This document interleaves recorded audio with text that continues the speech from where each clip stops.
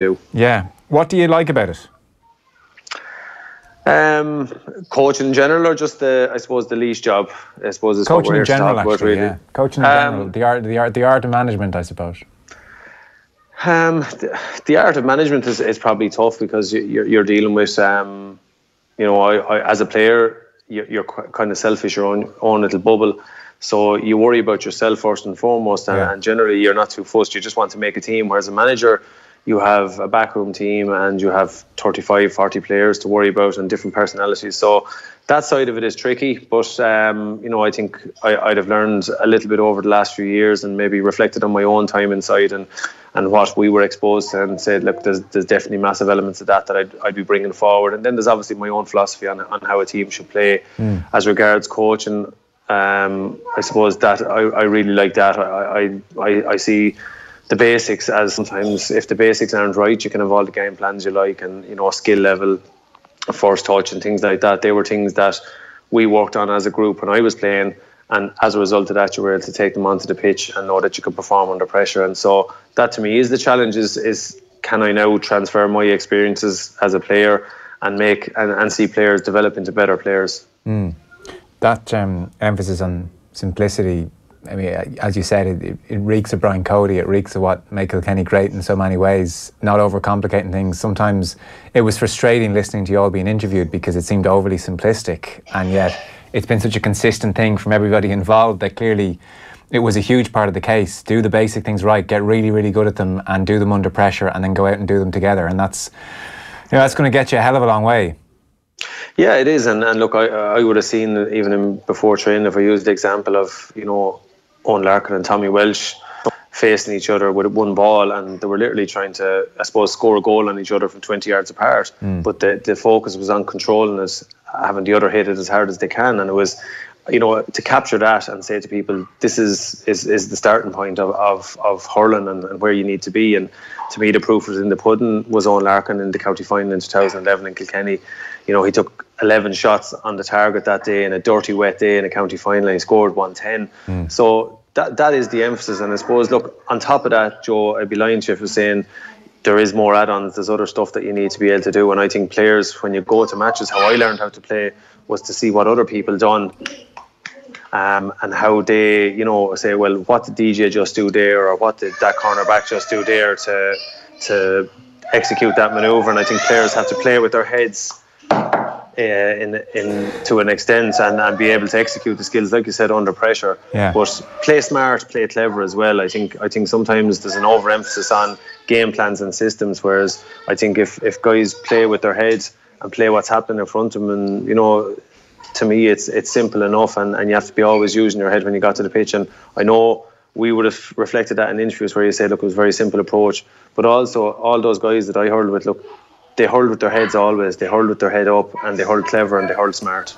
By the sounds of things in the background, you're going to have your hands full juggling everything.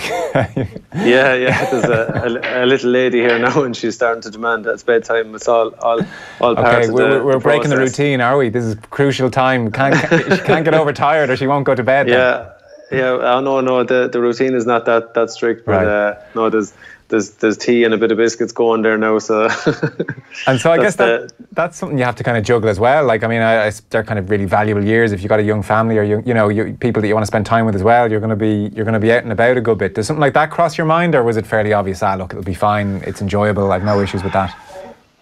Yeah, I think occasionally, look, we maybe take that side of things maybe for granted a little bit, but certainly in the last couple of years, look, I think you have to be fair to the other half as well. Like, they're vitally important, and if things aren't, a comfortable sit for everybody and it's going to work, then I suppose it's going to be very, very stressful, and it's going to be very difficult, and you probably need to try have things as relatively smooth on all fronts if you're going to invest an awful lot of time in an inter-county setup. And certainly from my time with the Kilkenny under-21s, particularly the second year, where we actually got a good year out of it, I saw the massive amount of work that you need to prepare, and still there's things I look back on that and say, look, I do them a tiny bit different, but we did get a hell of a lot right that year. And again, bring those with you and pick up new bits and pieces as you go along. Yeah, so that second year you get to an All-Ireland final, you win Leinster. First year when you crash out against Westmeath in the Leinster quarter-final, I mean, that must be a lonely drive home that night. You must be thinking, geez, what have I done wrong here?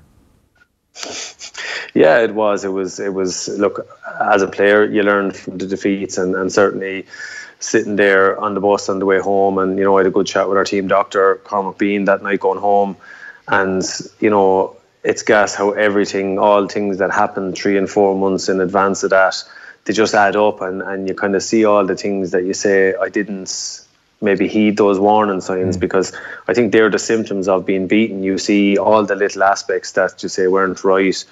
So it was definitely it was a fairly lonely journey home. But I suppose looking back on it now, in a way, I was able to it's gas the amount of stuff I talked with Cormac that night, and it almost got it off your chest a little bit, and it kind of fairly steeled my head as regards, look, I'm going back in for year 2 without a doubt, and what needs to change, and and it wasn't that you needed to reinvent the wheel or anything, but you just needed to tidy things up or tweak things here and there and maybe be a little bit firmer in certain aspects. Right, that's interesting, because I did wonder on the back of that Westmeath game, were you thinking to yourself, geez, I might not be cut out for this, or something's gone badly wrong? It's interesting that even in the space of the drive home, you're almost deciding to yourself, right, there's stuff, I'm going again next year, and actually we're going to tidy up some stuff. I mean, I know these are young lads, and you want to be fair to them and not almost give specifics, but what are we talking about, like arriving for training on time? Are we talking about standards in training or off the pitch? Or when you talk about the small things that you feel contribute to a defeat like that?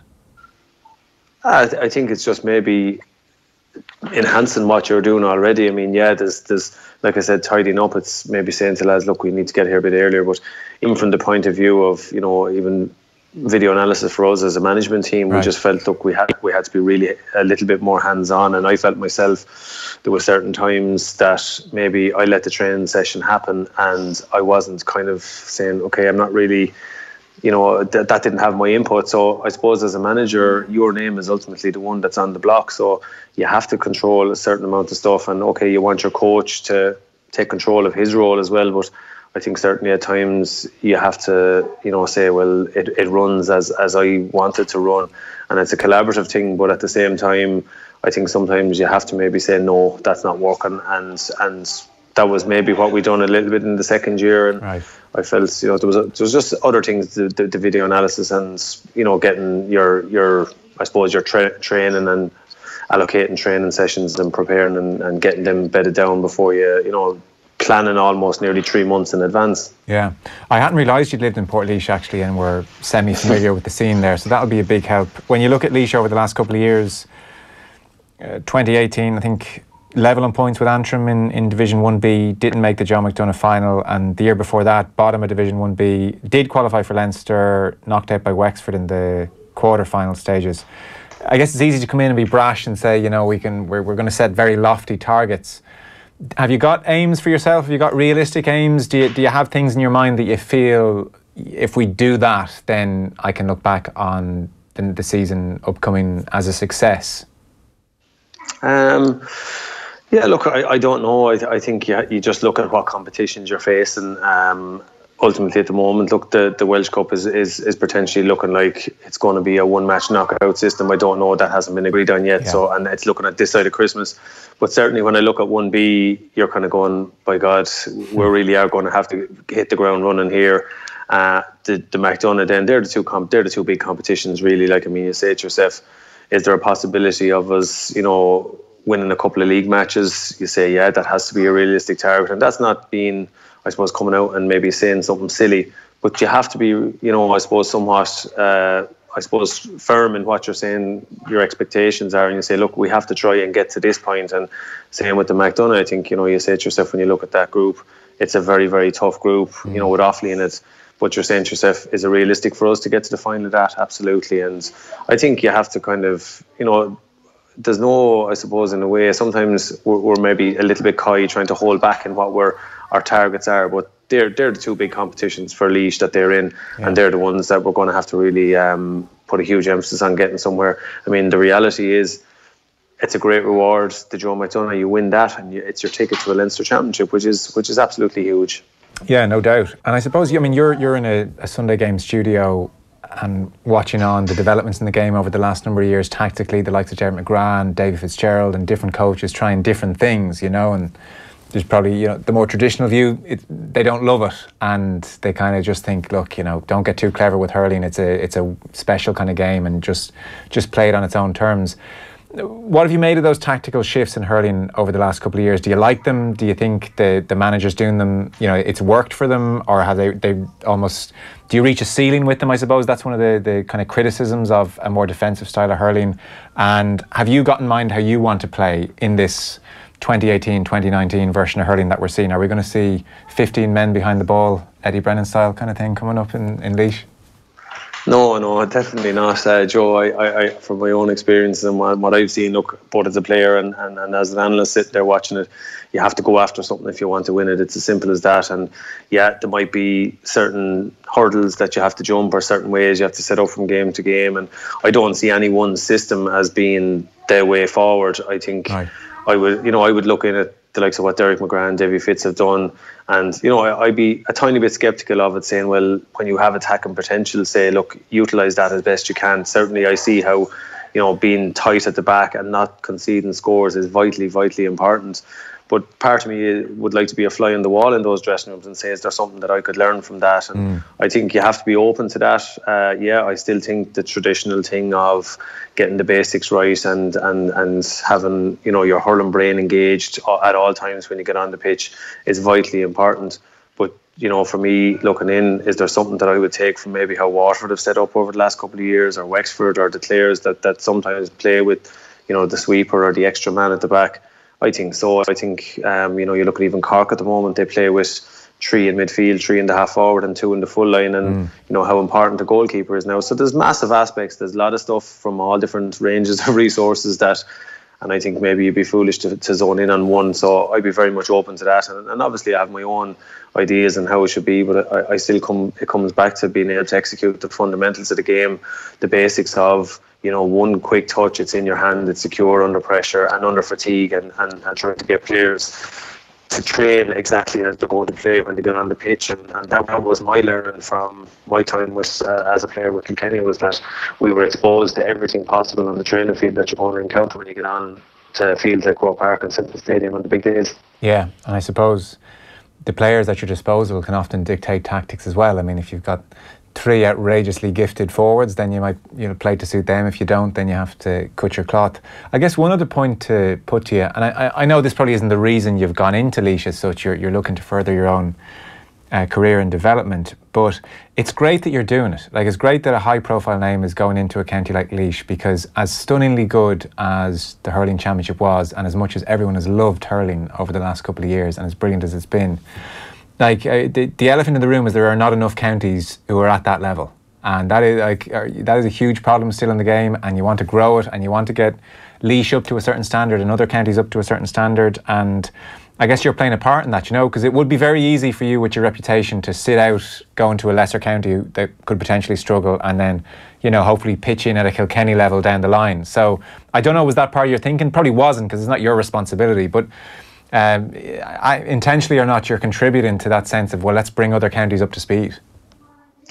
Yeah, I suppose, look, you'd be somewhat aware of that in the back of your mind, saying, yeah, look, is there something that I can do? Because, you say, well, look, I always, sometimes you go to places to present medals, or you go to places to do a training session with them, and I wouldn't have done a huge amount of it, but people are often very curious to know what is the magic recipe that you have down in Kilkenny, or we had in Kilkenny.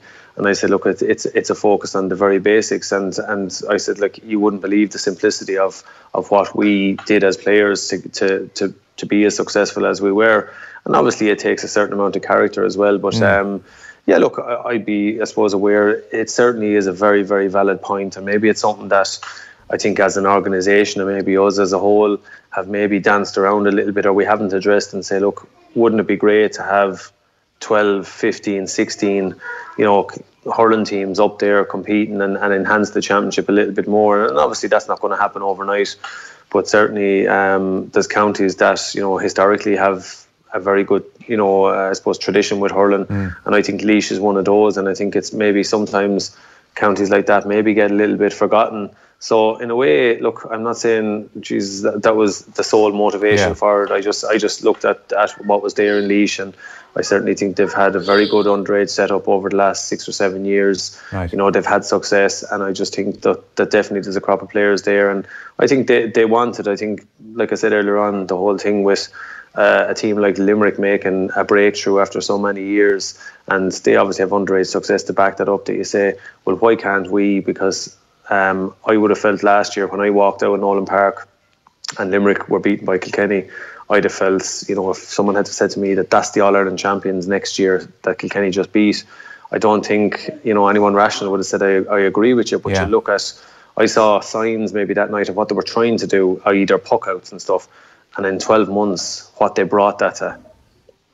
Yeah. So I suppose in a way that's, you know, you say to yourself, look, can I do something to help them? And some people often say, look, it's weird that you're going outside of your own county, but it's not for a crusade or anything like that. I think, you know, for me, it's about a good challenge that's there. I think there's something achievable there. I certainly think there's something I can bring to the table. And, you know, as an outsider, I suppose, looking in at hurling and someone who enjoys watching hurling as much as I did playing it, I love seeing kind of lads develop and get the best out of themselves. And I think sometimes, all too often, you see sometimes in places players with potential and they just don't get enough out of themselves. And maybe that's part of the trick of management, is to get a guy that's maybe a little bit average to say, look, there's a skill level there, and to see, can you get that guy up to a higher level. Yeah, I've no doubt. Listen, congratulations on the appointment and the very best of luck. Thanks very much, Joe. God bless. Cheers. Eddie Brennan there. Take a break. Off the Ball on News Talk. At My Taxi Business, Europe's largest licensed taxi service, we're making business travel just that little bit easier. Sign up for a free business account and you can use My Taxi in over 70 cities. Enter a competition to win weekend breaks for two. The destination, you decide. Choose from any My Taxi business country and we'll take care of the rest. To enter, visit My Taxi Ireland Facebook, Twitter or LinkedIn, or find out more at business.mytaxi.ie. Business travel made simple. T's and C's apply. A business needs to be creative to stay ahead of the game. And creative brains need space to think. Give them space. Think better. But let's do it with a little style. Castle